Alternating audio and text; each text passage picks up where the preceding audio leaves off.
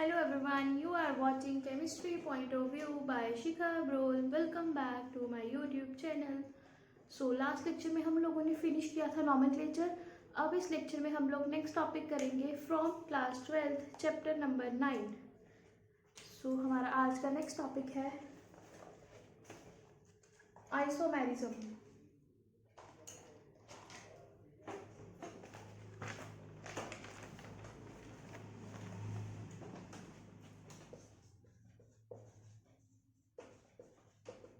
Isomerism. Write down compounds having same molecular formula but different physical and chemical properties.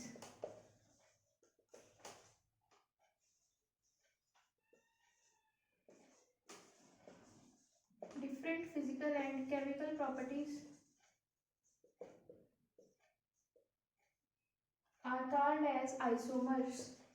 ये topic आपने पहले भी किया हुआ है इन क्लास 11th. आइसोमर्स क्या होते हैं? The compound having same formula but different physical and chemical properties, and this phenomena is known as isomerism. There are two types of isomerism in coordination compound. जो chapter हम पढ़ रहे हैं, इस chapter में हम दो तरह के आइसोमर स्टडी करते हैं. One is your structural isomers, second one is your stereoisomers. और ये टॉपिक बहुत ही ज़्यादा इम्पॉर्टेंट है, that isomers and the type of isomers, right? Structural and stereo. अब स्ट्रक्चरल आइसोमर्स और स्टीरियो आइसोमर्स क्या होते हैं, इनके बारे में हम स्टडी करेंगे with examples. Write down first structural isomers or structural isomerism.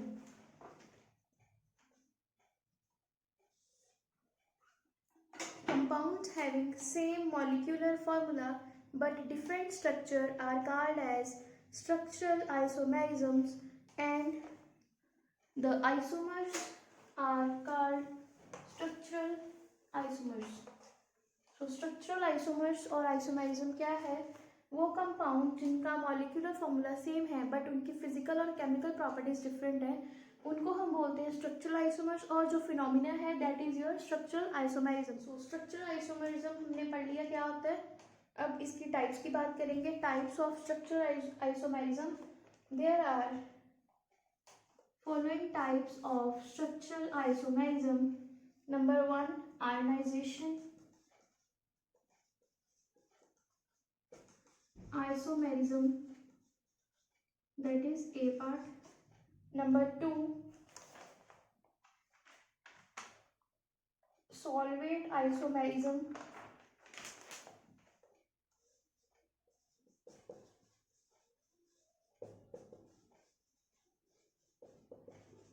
Number 3, linkage isomerism.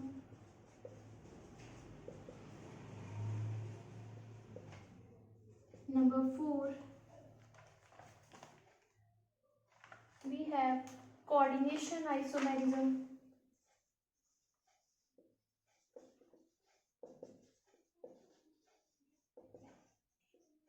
Number 5,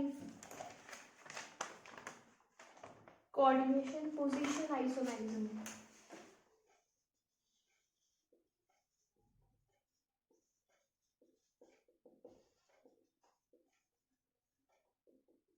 इस लेक्चर पे हम मेनली स्ट्रक्चरल आइसोमेरिज्म ही कवर कर पाएंगे क्योंकि आगे इसके भी फर्दर 5 टाइप्स हैं. सो मेनली हम यहाँ पे ये देखेंगे कि 5 टाइप के जो स्ट्रक्चरल आइसोमेरिज्म फिनोमिनाज है वो कैसे वेरी करते हैं. इनके ही एग्जांपल्स करेंगे और कैसे हम जस्टिफाई करेंगे कि कौन सी टाइप का कौन सा आइसोमेरिज्म है, राइट? सो स्टार्ट करेंगे हम first ionization isomerism. The compounds having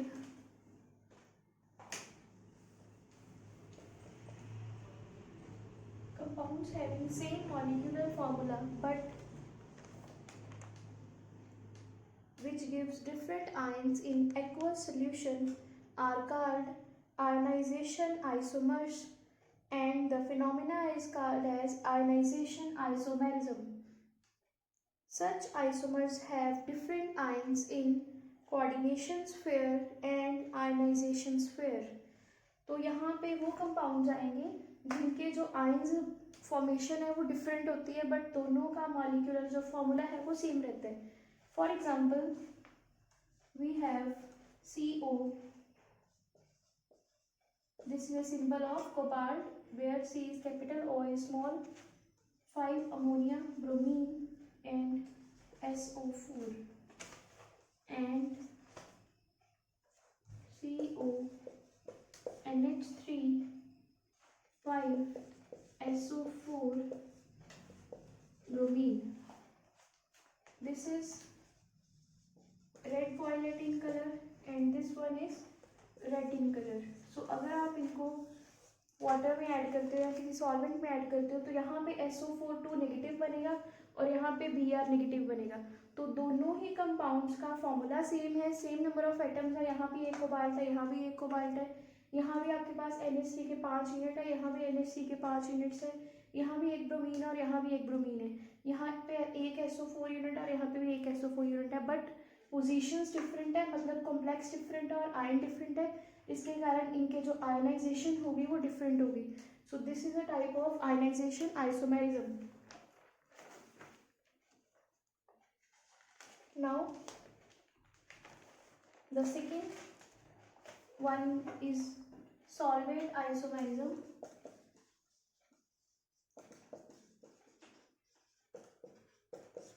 और इसको हम बोलते हैं hydrate isomerism.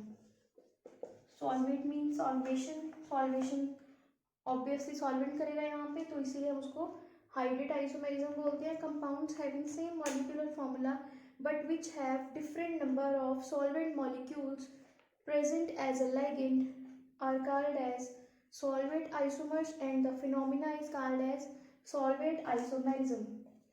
If solvent present is water, then this solvent isomerism is named as a hydrate isomerism. For example, we have chromium H2O6 Cl3 and chromium H2O 5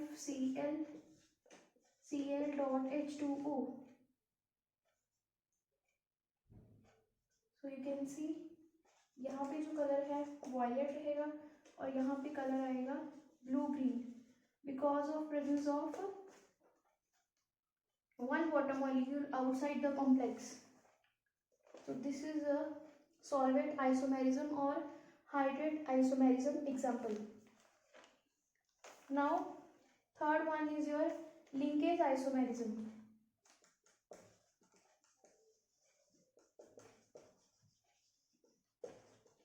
Linkage isomerism. Write down compounds having same molecular formula but which have eminent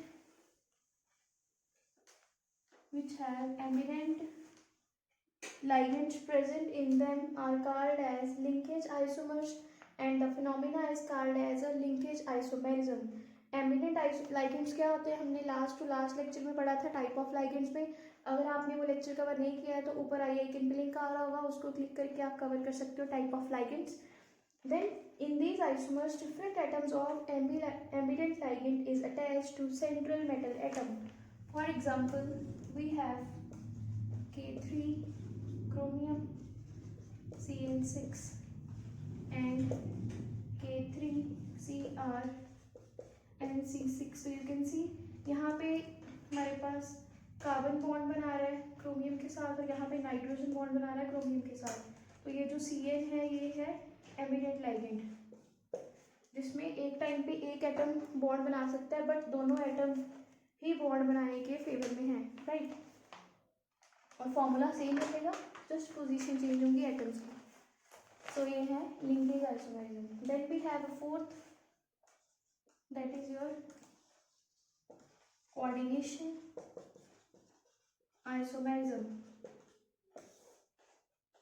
Compounds having same molecular formula but in which both complexes, cation and anions are present are called as coordination isomers and the phenomena is called as a coordination isomerism. For example, chromium H2O6, इसके ऊपर आएगा +3 charge, cobalt CN6 -3। ये पूरा एक complex है, इसमें cation भी और एनाइन भी है। और इसकी सेकेंड एग्जांपल है CuH2O6, इसका लाइगेंड यहाँ चला गया और इसका लाइगेंड यहाँ पे आ गया, और साइनाइड यहाँ पे आ गया। सो यहाँ पे ये केटाइन था, ये एनाइन था, यहाँ पे क्या हुआ, this becomes cation, this becomes A9. तो ये एक और ये दो, इन दोनों को ही हम बोलते हैं कोऑर्डिनेशन आइसोमेरिज्म। यहाँ पे क्या हुआ, इस मेटल ने अपने लाइगेंड्स को यहाँ भेज दिया और इसने अपने लाइगेंड्स को यहाँ भेज दिया, मतलब दोनों ने अपने लाइगेंड्स को इंटरचेंज किया। क्यों कर पाए, क्योंकि इनके बीच में कोऑर्डिनेशन था, इसलिए इसको हम बोलते हैं कोऑर्डिनेशन आइसोमेरिज्म। इसके बाद नीचे लिख लो, in coordination isomers position of ligand is different. सिर्फ यहाँ पे पोजीशन चेंज होती है लाइगेंड्स की, right. Then we have fifth type, coordination position isomerism.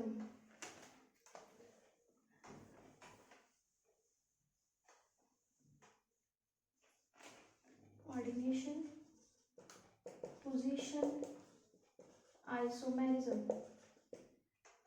We have a last type of a structural isomerism.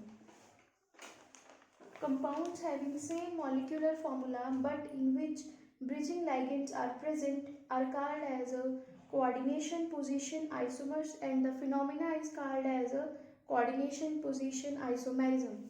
For example,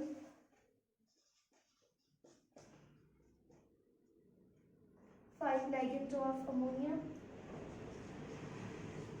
hydroxide, again we have ammonia, chlorine, और यहाँ पे आगे बाहर दो क्लोरीन, यहाँ पे 3 कर दो, and NH3 4 Cl cobalt, hydroxide cobalt NH3 4 Cl Cl3। हुआ क्या यहाँ पे, लिंकेज आइसोमेरिज्म, जो लिंकेज है बीच में ब्रिजिंग एलिमेंट वो प्रेजेंट है। इधर वाला लाइगेंड इधर शिफ्ट हो गया, इधर वाला लाइगेंड इधर शिफ्ट हो गया, तो जस्ट यहाँ से एक क्लोरीन इस साइड मूव हो गया, तो यहाँ पे भी आपके पास 4 अमोनिया हो गए, एक अमोनिया यहाँ चला गया, यहाँ पे 4 अमोनिया हो गए। तो ये है example of coordination position isomerism. इस चैप्टर में जो आप स्ट्रक्चर आइसोमेरिज्म कर रहे हो या आगे स्टीरियो करोगे, तो आपने एक चीज़ का ध्यान रखना है, जब भी आपने एग्जाम्पल देनी है तो आपने एग्जाम्पल पेयर में देनी है। अगर आप ये दोनों इकट्ठे लिखोगे एग्जाम्पल में, तभी इस एग्जाम्पल का कोई बेनिफिट है और कोई जस्टिफिकेशन है थ्योरी के साथ। अदरवाइज अगर एक ही कंपाउंड लिख के आया तो उसका कोई यूज़ नहीं है, बिकॉज अगर आप इसके साथ इसको कंपेयर करोगे तभी आपको पता लगेगा कि कोऑर्डिनेशन पोजीशन आइसोमेरिज्म कैसे है, कि यहाँ पे एक पोजीशन चेंज हो रही है और यहाँ पे पोजीशन चेंज हो रही है। तो ये इस चीज़ का ध्यान रखना। आपने देखा होगा मैंने जितनी भी एग्जाम्पल्स करवाई हैं सब में इसमें और यहाँ पे एंड लिखा है, राइट। तो ये दोनों जो है ये है आइसोमर्स, दोनों का फॉर्मूला सेम है, पोजीशंस के अकॉर्डिंग, वेरिएशंस के अकॉर्डिंग इनका जो नाम है वो चेंज होता है, राइट। तो नेक्स्ट लेक्चर में हम लोग बात करेंगे स्टीरियो आइसोमेरिज्म की। तब तक आप आइसोमेरिज्म टॉपिक कवर करो, स्ट्रक्चरल आइसोमेरिज्म कवर करो। Thank you, see you in the next lecture. Till then, bye bye, and don't forget to subscribe my channel. Bye bye.